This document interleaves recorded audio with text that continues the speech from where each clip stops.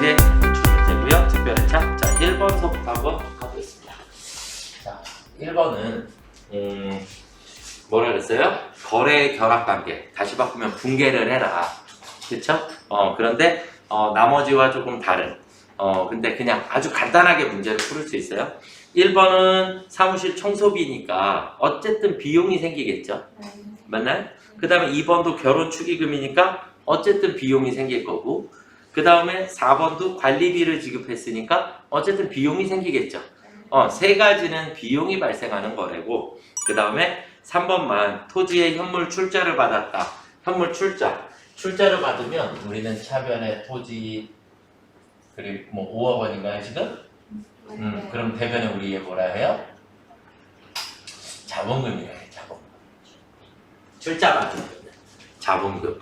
근데 이 자본금이라고 회계 처리하는 건 회계 2급 범위까지. 회계 2급 범위까지다라고 얘기를 해야 되고, 대신에 이제 개인 기업에 붕괴할 때는 그냥 자본금, 출자된 돈을 자본금이다라고 얘기를 하는 거예요. 무슨 말인지 이해가 되셨죠? 그러니까 얘가 우리 회계 1급 범위로 원래 넘어오게 되면, 지금 우리는 1급이니까 이렇게 토지를 출자받았다라는 얘기는 토지를 받고 그 사람한테 우리 회사 주식을 5억 원어치를 줬다라는 얘기랑 똑같은 거예요. 무슨 말인지 이해가 되시나요? 그래서 출자된 돈을 우리는 자본금이라 한다. 자본이 발생했다. 이렇게 보실 수 있는 겁니다. 그래서 정답은 3번이 되겠고요. 자, 그 다음에 문제 2번. 다음 중 재무제표의 질적 특성 중 목적적 합성에 그랬어요. 그러면 우리가 목적적 합성은 이렇게 배웠나요? 네. 맞나요? 그래서 우리가 목적적 합성이라는 게 있고 또 뭐가 있더라? 신뢰성이라고 하는 게 있더라. 그런데 우리는 뭐만 외웠어요? 예피적만 외웠어. 예측가치, 피드백가치, 적시성. 얘네들 세 가지가 목적적 합성이더라. 이해가 되시나요? 그러면 1번. 정보 이용자들의 의사결정, 목적과 관련이 있어야 된다. 그냥 목적적 합성이고요. 검증이 가능해야 하는 것은 신뢰성이고. 그래서 2번이 정답이고요. 3번은 예측가치, 피드백가치를 가지고 있어야 한다. 이해가 되셨죠? 네. 그래서 정답은 2번이 되겠고요. 자, 그 다음에 이제 문제 3번. 문제 3번은 정률법이라 했나요? 네. 그러면 우리는 정률법 식이 어떻게 되죠? 취득원가 마이너스 감가상각 누계 곱하기 정률. 이렇게 해주시면 되죠? 네. 그러면 지금 문제를 그대로 하면 취득원가 1,500만원 마이너스 감가상각 누계액이 얼마 있죠? 676만 5천원 곱하기 정률은 0.451. 이해가 되셨습니까? 네. 그러면 금액이 나오겠죠? 대충 봐도 그냥 3번이 답일 것 같은데? 그쵸? 왜냐면 숫자가 복잡하게 돼 있는데, 복잡한 거에 복잡하게 했는데 딱 떨어져서 나올 리는 없을 것 같고. 맞죠? 네. 그래서 정답은 3번이 되겠습니다. 자, 그 다음 문제 4번은 유동성 배열법을 물어봤나요? 네. 유동성 배열법이 뭐예요? 유동성 배열법은 현금화가 빠른 것부터 순서대로 기록해라. 그럼 결국 우리가 자산의 순서가 있나요? 우리가 자산은 우리가 어떻게 구별했죠? 유동자산과 비유동자산으로 나누어지고, 유동자산은 다시 당좌자산과 재고자산, 그리고 비유동자산은 투자, 유형, 무형, 기타 비유동 이렇게 나누어졌죠. 이 순서가 유동성 배열이에요. 현금화가 빠른 것부터 기록한 것이다. 이해가 됐나요? 네. 자, 그러면 첫 번째 임차보증금 있나요? 네. 임차보증금은 기타. 여기에 임차보증금이에요. 이해됐죠? 네. 상품은 재고자산의 상품. 그리고 건설 중인 자산은 유형자산. 맞죠? 네. 선급금은 당좌자산. 이해가 되시나요? 네. 그러니까 선급금, 상품, 건설 중인 자산, 임차보증금 이렇게 되어 있어야 되겠죠? 네. 4번이 정답이 되겠습니다. 이해가 되시죠? 네. 네. 자, 그 다음 문제 5번은 취득원가에 포함해야 하는 거 물어봤나요? 네. 그러면 취득원가는 모든 자산 구입 시 재비용 및 수수료는 원가에 포함.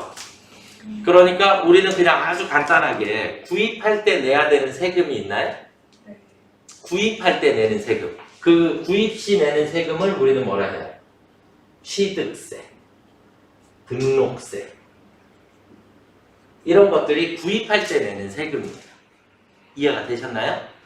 그러면 우리가 구입 시 취득세, 등록세는 무조건 원가에 포함시켜 주시는 거고, 그 다음에 보유세라고 하는 게 있어요.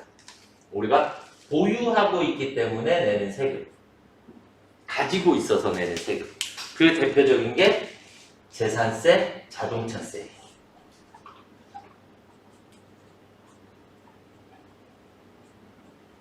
그러니까 구입 시, 취득 시에 들어간 건 어떻게 해야 돼요? 네, 당연히 원가에 포함시켜야 할 거고, 맞죠? 그 다음 보유하고 있기 때문에 내는 세금은 뭘로 처리해요? 세금과 공과로 처리해 주시면 되겠죠. 비용 처리하는 거니까. 이해가 되셨나요? 그래서 정답은 몇 번이에요? 2번 그냥 공짜 문제였습니다. 이해가 되셨나요? 네. 자, 그 다음 문제 6번. 문제 6번은 다음 중 무형자산에 대한 설명으로 틀린 것은 무형자산은 식별이 가능하고 기업이 통제하고 있으며 미래 경제적 효익이 있어야 한다. 이건 무형자산의 정의예요. 무조건 외우셔야 합니다. 아시겠죠? 그래서 무형자산이 되려면 무형자산의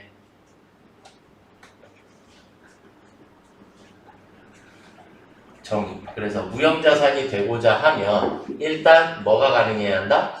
식별이 가능해야 하고 기업이 통제하고 있으며 미래 경제적 효익이 확실해야 한다. 이렇게 세 가지가 무형자산의 요건이에요. 이해가 되셨나요? 식별한다는 얘기는 내가 돈을 주고 샀기 때문에 장부에 기록할 수 있어야 한다라는 개념이고요. 그 다음에 통제하고 있다는 얘기는 이 무형자산을 거래할 수 있다라는 개념이 되는 거고요. 그 다음에 미래 경제적 효익이 확실하다. 이것으로 인하여 돈을 벌을 것이다 라는 전제예요. 그래서 이 세 가지를 무형자산의 정의다라고 얘기를 하고요. 무형자산을 생각할 때는 반드시 감가상각 누계액이라는 자산의 차감적 계정을 사용해야 한다? 아니죠. 무형자산 상각 어떻게 하죠? 잘 모르셨으면 오늘 외우실까요? 무형자산 예를 들어서 특허권을 5만 원을 상각을 한다. 그러면 차변에 무형자산 상각비라고 해요. 상각비. 그리고 대변에는 특허권이면 그냥 특허권, 영업권이면 그냥 영업권, 해당 자산에서 직접 차감하는 거예요. 우리는 얘를 왜 잘 안 배우냐면 특허권을 상각을 합니다. 그러면 어쨌든 결산자료 입력에 들어가서 그냥 특허권에다 금액을 써주면 컴퓨터가 알아서 분계를 해줘버리니까 결산에서 자동 분계가 되다 보니까 그래서 따로 분계를 안 하는데 결산자료 입력이 이렇게 분계를 해주는 거예요.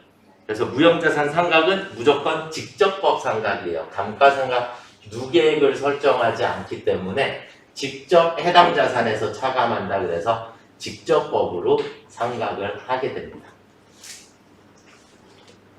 이해되셨나요? 네.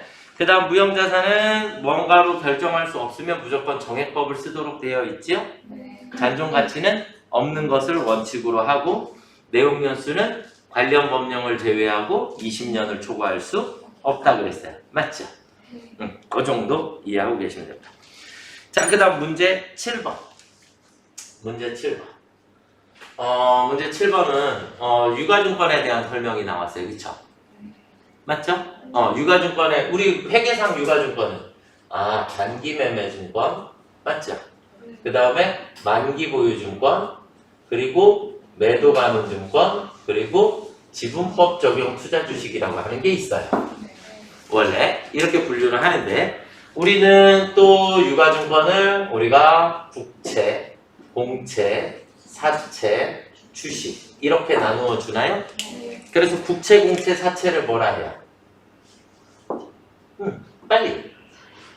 채무증권이라고 하는 거고 주식을 지분증권. 알고 있으면 빨리빨리 대답해야지. 그쵸? 그러면 단기매매증권 단기 매매 증권, 채무증권도 되고 지분증권도 된다. 근데 만기 보유 증권은 만기가 있어야지 되니까 얘는 뭐만 된다? 채무증권만 가능하다. 그 다음 매도 가능 증권은 이두저도 아닌 게 매도 가능 증권이니까 얘는 채무증권도 되고 지분증권도 된다. 지분법 적용 투자 주식은 주식이니까 지분증권만 가능하다. 이해가 되셨나요? 그러니까 지금 우리가 문제상에서 상록전자의 상장 주식이라고 그랬죠. 네. 맞잖아. 주식.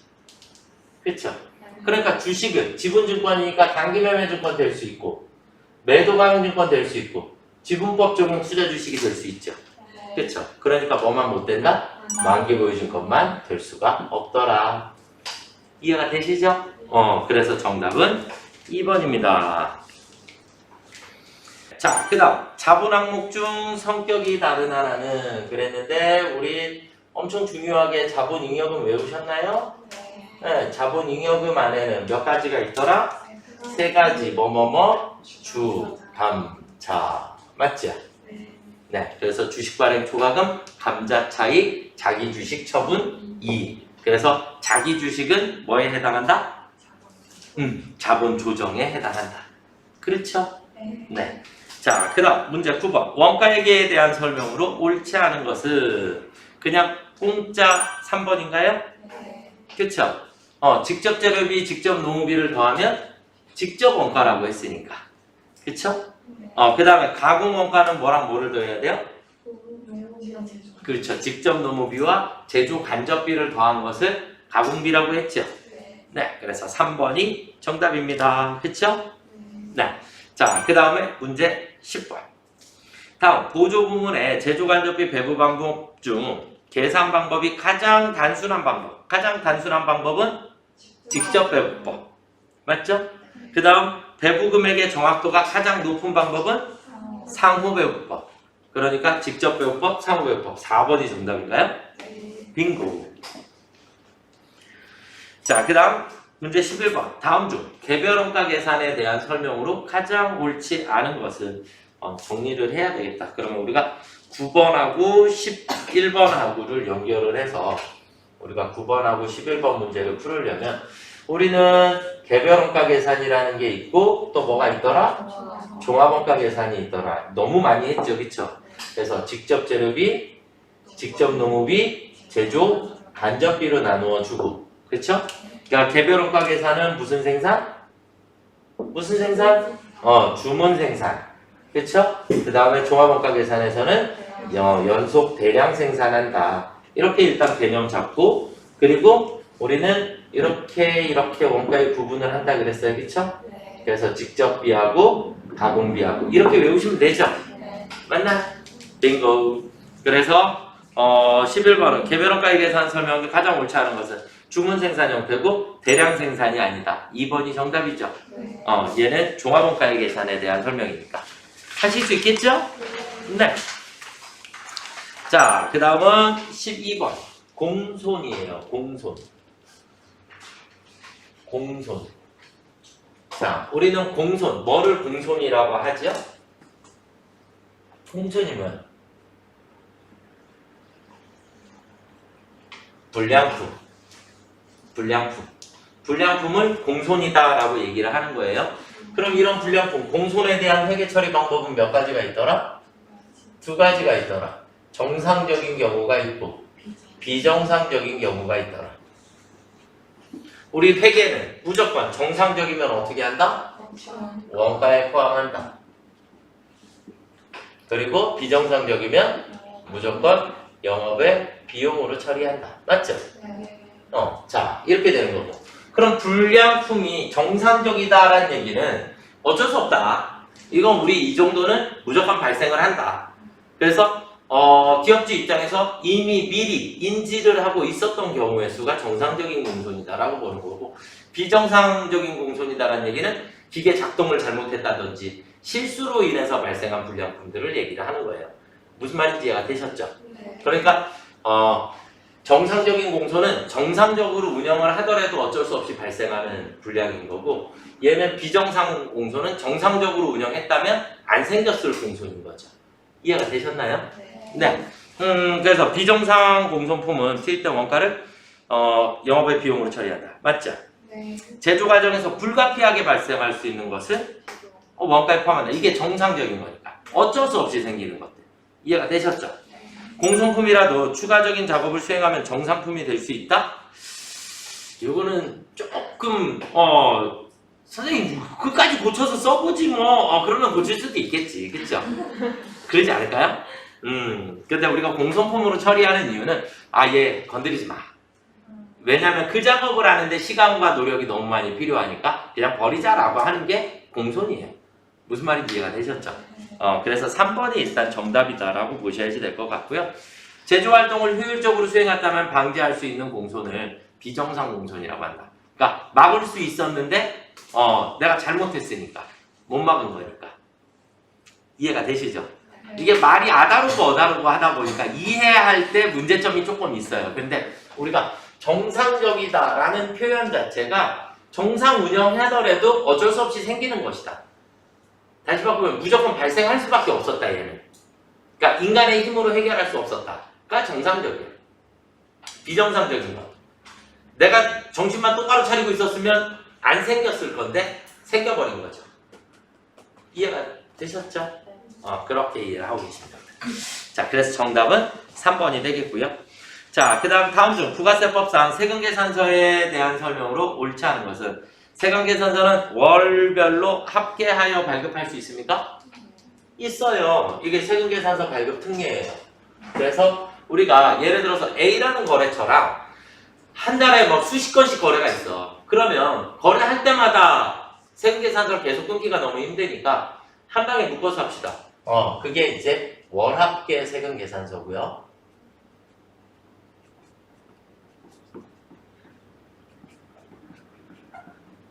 그러면 날짜를 언제로 해야 돼요? 월합계 세금계산서. 우리 세금계산서에 되게 중요한 게 작성연월일이잖아요. 세금계산서 필요적 기재사항에 작성연월일이 있었죠. 그쵸? 그래서 얘는 말일을 작성연월일로 해요. 말일이 뭐가 된다? 작성연월일이 된다. 말일을 작성연월일로 하여 다음 달 10일까지 교부하시면 됩니다.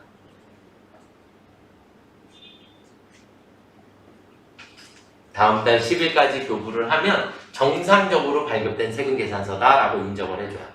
원래는 세금계산서의 발급 시기는 재화나 용역의 공급 시기에 발급을 하는 게 맞아요. 그렇죠? 그러니까 재화를 인도했을 때 세금계산서도 같이 가야지 되는 거고. 이해가 되셨죠? 그런데 예외적으로 말일을 작성 일자로 해서 다음 달 10일까지 교부를 하면 얘도 정상적이다라고 볼 수 있는 거. 이해가 되셨죠? 네.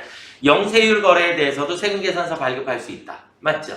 근데 우리가 영세를 조금 이해를 다시 한번 해볼게요. 영세라고 하는 건 부가세가 안 붙는 거잖아요. 그렇죠? 수출하는 재화에 대해서 영세율이라는 게 적용이 되죠. 맞나요? 그러면 영세율 거래에 우리가 두 가지예요. 하나는 영세율, 수출할 재화인데 그 재화에 대해서 내국 거래가 발생을 하는 거예요.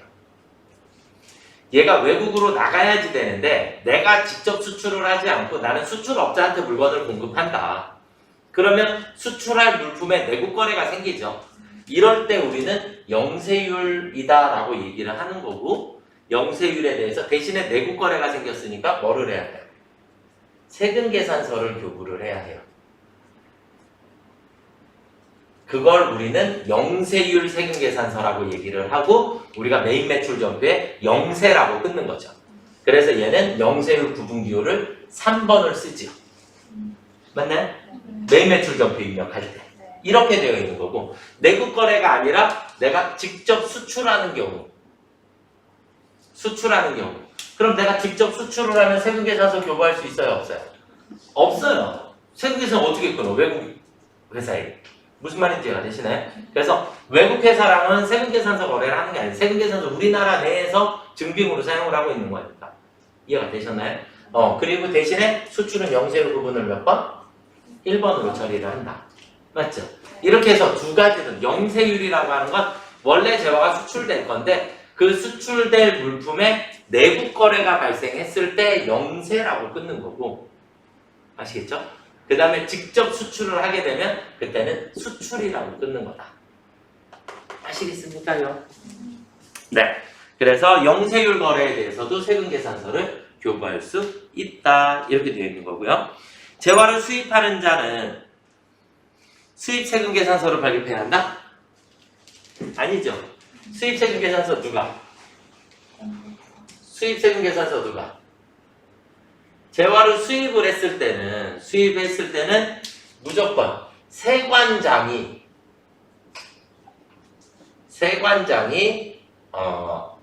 세금계산서 발급해야 한다.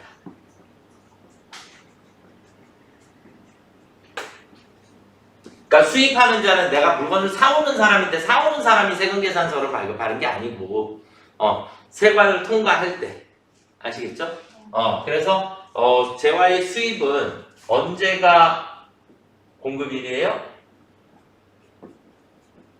수입 신고 수리일이 공급일이에요. 그래서 세관장이 수입 신고 수리일 무슨 얘기? 우리 사표를 수리하다 이런 표현 들어봤죠?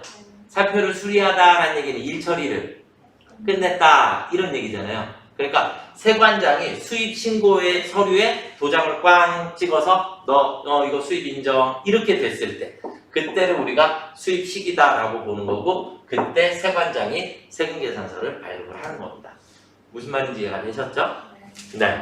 그래서 정답은 3번. 그래서 재화를 수입하는 사업자는 수입세금계산서를 발급하는 게 아니라 그냥 수입을 하면 되는 거고 세관장이 수입세금계산서라고 하는 걸 발급을 하게 된다. 이해가 되셨죠? 네. 그 다음에 4번에 보시면 세금계산서의 필요적 기재사항을 착오로 잘못 적은 경우에는 수정세금계산서 잘못 적었으니까 수정해야지. 맞죠? 빙고. 자, 일단 문제 14번. 다음 중 부가세법상 과세표준 계산 시 공급가액에 포함되는 것, 공급가액에 포함되는 것, 포함되지 않는 것. 제가 설명에서도 조금 많이 해드렸었고, 뭐냐면 우리가 중요한 게 할부이자하고 연체이자 이 두 가지만 구별을 하시면 돼요.